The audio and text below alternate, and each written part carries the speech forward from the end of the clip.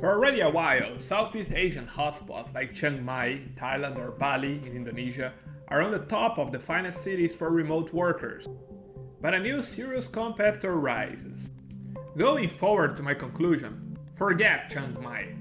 We will reveal to you the first among the best places for digital nomads in South America and the entire world if you are part of a certain group of people. But why only to a certain group? Because this applies only if your income is in dollars or euros, but not in the local currency. However, before we begin, I would like to ask a small favor. If you enjoyed this video, please hit the like and subscribe button so that YouTube can continue to show it to others. So, how the city called Florianopolis rose to the top? Florianopolis is a city with almost 500,000 inhabitants in the state of Santa Catarina, in Brazil. In a few occasions, this state was called the Brazilian Ibiza for being the darling of South American's upper-class youth. It's also a favorite place of national celebrities that turned very affordable lately. Reasons like delightful beaches, pleasant climate, and three of the best clubs on the planet contribute to just comparison between Santa Catarina and the Mediterranean island. But how comparisons with an overpriced European island are useful for digital nomads looking for low living costs? Well, it's because Florianopolis is not overpriced anymore. Anyone earning dollars or euros can call this Atlantic coast gem the best city for digital nomads. And there are two reasons for the city to turn inexpensive in the last year. The devaluation of the Brazilian real made life in Florianopolis much cheaper for tourists. In 2014, the dollar was worth 2.3 reais, and now it's worth more than 5 reais.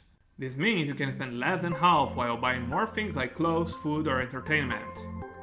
Let's imagine a good located beachfront one-room apartment. In 2012, it had a monthly rent of 1,400 reais. This was equivalent to $700. Due to its attractiveness, since 2012, real estate in Florianopolis inflated near 53%, so this apartment would cost now 2,140 reais. But since the real lost so much value against the dollar in the last decade, this price is equivalent to only $430 nowadays. And that for a beachfront apartment. The devaluation of the Brazilian real against the US dollar has made properties in Brazil increasingly attractive to international buyers. With the strong devaluation of the Brazilian currency in the last 10 years, the once expensive Ilha da Magia, Magic Island in Portuguese, one of the main nicknames of this place, have prices similar to cheap backpacking destinations in Asia. The second reason that made the capital of Santa Catarina more affordable is the years of economic turmoil in the region. By region I mean not only Brazil but also neighboring Argentina. In fact, not long ago, Argentinians drove there in such considerable numbers that some places like Canas Vieiras Beach had restaurants with menus in Spanish instead of Portuguese. Many of them still have, although you can ask for one written in Portuguese or English.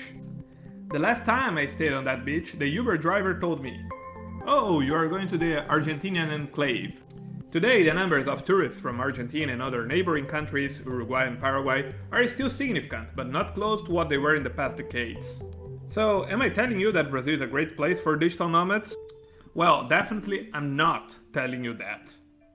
Being a continental country, Brazil has immense contrasts, with the same order of magnitude someone can see in Europe between Portugal and Ukraine, for example. And Brazil has many problems. The most famous of them is violence. And at this point, the state of Santa Catarina is like an oasis.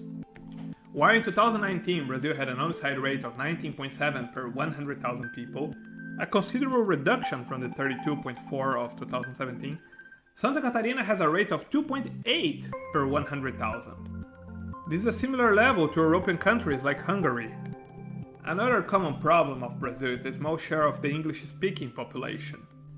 And this is a fair complaint. According to the British Council, only 5% of Brazilians speak English.